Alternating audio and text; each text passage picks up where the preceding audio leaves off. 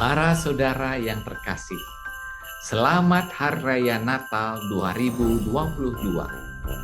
Jumpa lagi dengan saya, Romo Yohanes Kade Ariana, dalam acara Remifa, Renungan Mingguan Famili. Kali ini edisi Minggu, bertepatan dengan Hari Raya Natal, dengan tema Bersukacita Meretas Jalan Baru bersama Dia di tahun yang menantang.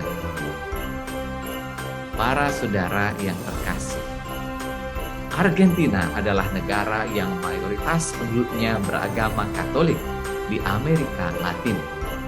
Namun tragisnya saat ini, negara ini mengalami inflasi tertinggi di dunia, mencapai 92,44%. Negara ini juga terancam bangkrut karena tidak mampu membayar hutang IMF.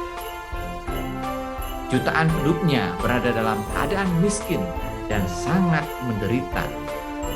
Dalam situasi terpuruk ini, Messi dan kawan-kawannya berhasil mempersembahkan Piala Dunia bagi negaranya. Kemenangan ini seakan menjadi kabar gembira yang melegakan bangsa mereka dari segala keterpurukan. Kemenangan Messi dan kawan-kawannya menumbuhkan semangat optimisme dan harga diri mereka sebagai sebuah bangsa. Oleh sebab itulah, tidak mengherankan lebih dari 4 juta rakyat Argentina turun ke jalan di kota-kota mereka bersukacita menyambut kedatangan Messi dan kawan-kawannya. Kemenangan lewat drama adu penalti setelah bermain seri menunjukkan bahwa Allah berpihak pada Messi dan kawan-kawannya serta seluruh rakyat Argentina. Allah datang melawati dan bersama umatnya yang menderita. Para saudara yang terkasih, firman Tuhan dari kitab Yesaya sungguh-sungguh mengajak kita bersukacita di dalam Tuhan, karena kita tidak lagi sebagai orang yang belum diselamatkan.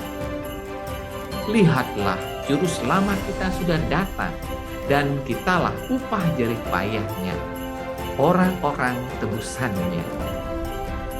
Kita disebut bangsa yang kudus. Dia telah menyelamatkan kita agar kita hidup hanya baginya. Dalam surat kepada Titus, kita diajak bersukacita karena kemurahan Allah. Dia membenarkan kita di dalam Kristus agar kita memperoleh hidup yang kekal. Sedangkan dalam Injil, para gembala bersukacita karena segala sesuatu yang mereka dengar dan lihat sesuai dengan apa yang dikatakan malaikat Tuhan. Mereka mendengar berita dari surga bahwa juru selamatlah lahir di Bethlehem. Mereka lari cepat-cepat. Mereka menemukan Maria dan Yusuf serta bayi yang sedang berbaring di palungan. Mereka mengatakan apa yang mereka dengar tentang anak itu, dan semua yang mendengarnya menjadi heran. Tetapi Maria merenungkannya di dalam hati. Para gembala adalah orang sederhana, bukan orang terpandang, tetapi mereka yang dipilih untuk menjadi pembawa warta sukacita. Maria merenungkan karena dia tahu siapa bayi itu.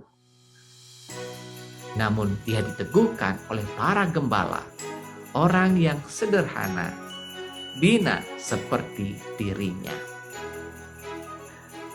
Para saudara yang terkasih, tema Natal nasional tahun ini, pulanglah mereka ke negerinya melalui jalan lain. Matius 2 ayat 12.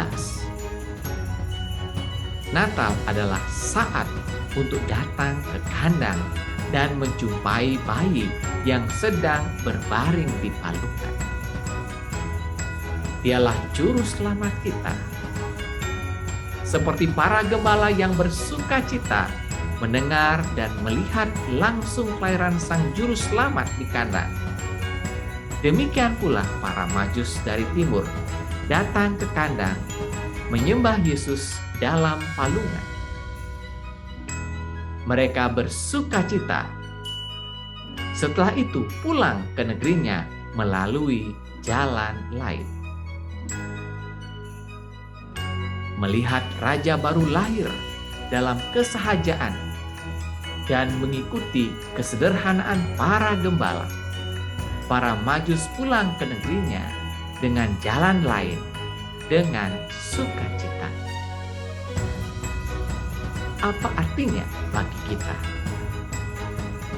Jika kita punya iman seperti para gembala, jika kita punya iman seperti para Majus, kita pun akan pulang melalui jalan lain dengan sukacita sambil memuji dan memuliakan Allah. Bagaimana iman seorang gembala? Para gembala adalah orang sederhana. Mereka adalah orang-orang kecil. Namun mereka inilah yang dipilih dan berkenan di hadapan Allah. Mereka tidak berpikir muluk-muluk. Mereka tidak banyak menuntut. Mereka mudah percaya dan mendengarkan Allah. Bagaimana dengan iman para Majus? Meskipun mereka orang kaya, pandai dan punya kuasa, tetapi mereka menyembah Yesus. Mereka sederhana dan tidak haus kuasa seperti Herodes. Perjumpaan di kandang membuat mereka menjadi pemimpin dan orang yang sungguh-sungguh bijaksana. Sikap seperti inilah yang membuat para gembala dan para Majus berkenan di hati Allah. Mereka mengalami damai dan sukacita Natal yang pertama. Para saudara yang terkasih, bagaimana Anda dapat mengalami sukacita Natal? Bagaimana Anda dapat pulang dengan jalan baru? Natal sering menjadi kesempatan pesta meriah akhir tahun bersama keluarga dan komunitas kita. Natal juga menjadi kesempatan libur dan jalan-jalan akhir tahun. Maka semarak dan sukacita Natal sekarang seakan terletak pada adanya dekorasi dan perayaan Natal yang meriah. Sukacita Natal seakan-akan terletak pada adanya pesta mewah dan jalan-jalan ke luar negeri. Sukacita seakan pada kesuksesan dan kemewahan hidup. Tidak ada pesta, tidak ada jalan-jalan, dan tidak ada uang, seakan tidak ada sukacita.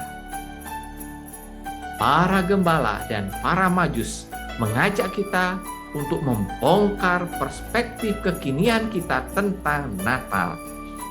Kita diajak untuk mengalami sukacita Natal dengan meladan sikap orang kecil dan sederhana.